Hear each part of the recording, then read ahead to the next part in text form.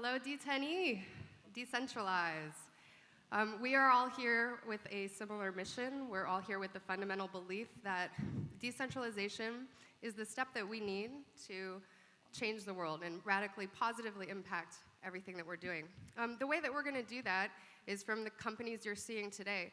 We're going to change systems of governance, and we're going to include new methods of value exchange. So I'm Crystal Rose, the CEO of Sense and Sensay. And I've traveled here from our HQ in Los Angeles to be with you here today and announce the launch of a platform that will put your brain on the blockchain. So why would we do that? Well, recently, researchers have devised a way for the very first human brain to be connected to the internet in real time. And we see that as insight into the human brain being like hardware. We're running software, and every day we're processing and we're outputting lots of data. And we see a value behind that. So what if we could connect all of the human brains together? What if we could connect all of that data and provide one massive intelligence network? So I'm here today to talk about the future of intelligence in which it's not artificial, but it's human. So I like giving my 2 cents. Here's a quick overview. In order to do this efficiently, we first have to quantify human value. And then we have to enable the human connections that allow the transfer of the value. So we do that on the protocol for human intelligence. And finally, the most important component of this is the developers. The developers are the ones that make sense. So let's start by quantifying the human value. This is a very hard job. It's hard even for ourselves intrinsically. Take a moment and think about how you define yourself. What makes you valuable? These are the top 5 ways in which humans self-identify as value. So what defines you? Are you defined by your social connections? Are you defined by your paycheck? Are you defined by your skills or by your contributions that you make to society? Or are you defined by what you love? Ideally, you're defined with an intersection of all of them. And I've removed social connections from this one because we're going to talk just about the individual to start. So let's start by picking which one resonates with you. If you have an intersection of all of them, that's your life purpose. In Japanese, it's called ikigai, and it literally means one's reason for being. Now, if you think about what you can do that you love, that benefits the world, and also what you're good at, you could remove that 4th one, what gets you paid, because really the capital is going to follow. And so think about what you do every day with your time. What contributions are you making, and what kind of capital are you earning? Is it financial capital? A lot of people spend a lot of time earning social capital because we like to do the things that we love, and we like to share our interests and the things that we're good at. And the output of that is a lot of numbers. We all have a lot of quantifiable data in followers, in connections, in interactions with each other. And the hearts and the thumbs, they feel really good. But you, the human, are not earning any monetary reward for that. You get no value on that data. Who does earn from that? That's the centralized systems, the platforms that you're sharing everything on every day. And they're earning a lot of money, like Facebook. They're earning about $8 billion a quarter selling your data. So we think, there's another type of capital, and that capital is comprised of the skills and the knowledge and the life experience, the things that you do that in that ikigai diagram look sort of like your job or profession or vocation. A lot of times these things get bucketed into things that we don't value as much because it's hard for us to quantify these things. So human capital is defined as your contribution to society and also your consumption. And it's in these areas. So we see these contributions as being highly valuable. The way that we express this information today is primarily through content.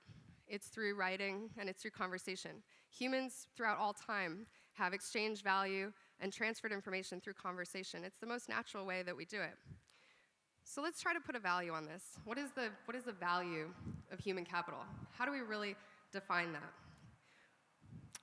We've distilled this down to only these areas that remove the vanity metrics. We've taken away those numbers that really don't have any way to provide benefit to the world.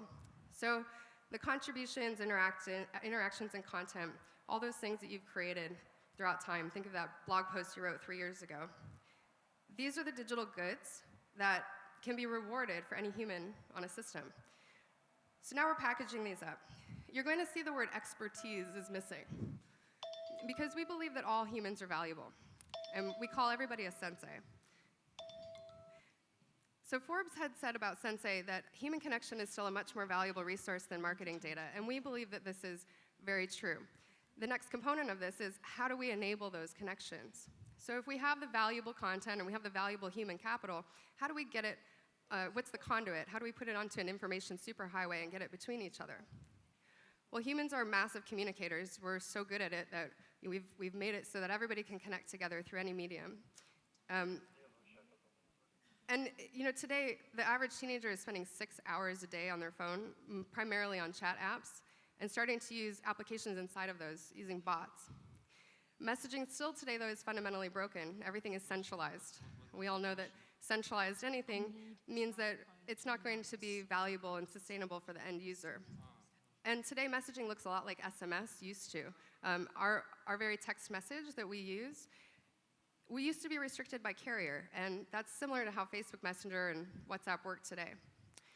So we built Sensay. 3 years ago, my team started building with one goal. We wanted to connect all the humans together to help each other. Today, we're across all major messaging platforms. We have millions of users that are transacting their human capital. Sensay is a decentralized messaging platform that works across all messengers interoperably and allows anyone to freely communicate. We allow people to chat and transact. This is how it works really quickly. You put into Sensay in any messenger, this is Facebook Messenger, what you need. So you put some intent. It connects you to a real human, and at the end, you can transact coins. Forbes also said that Sensay is a step forward in the meshing of humanity with the future of chatbots. Sensay is a chatbot network and has AI underlying. So what we learned is that we are actually a decentralized messaging platform, and this is why we started to discover the blockchain. We have a potential of 5 billion people that have phones that can be connected, and we want to create that interoperable layer between them.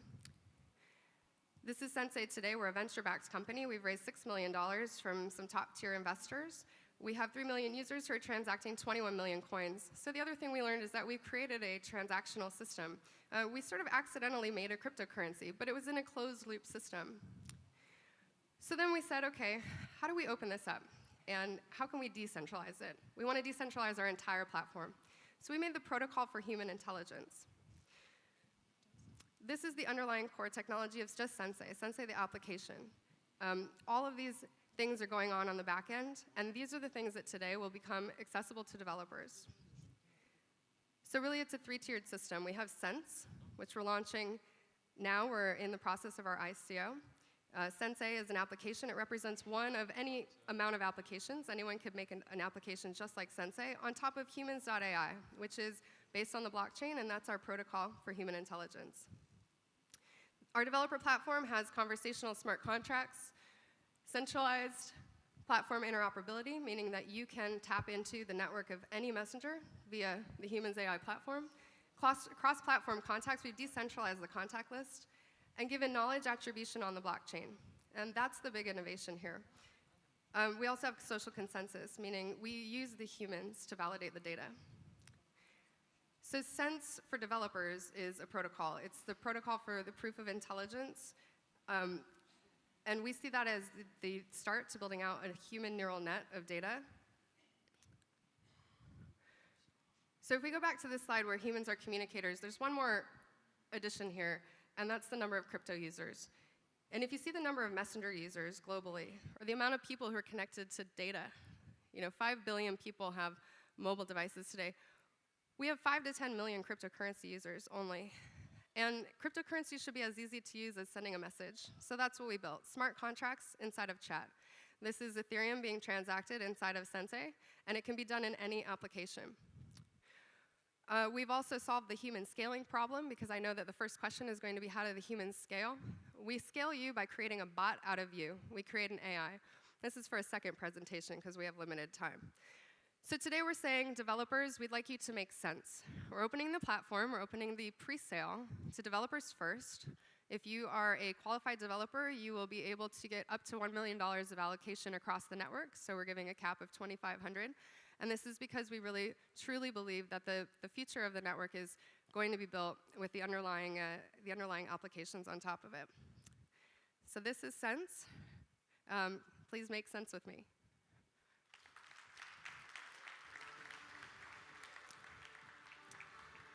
Come on.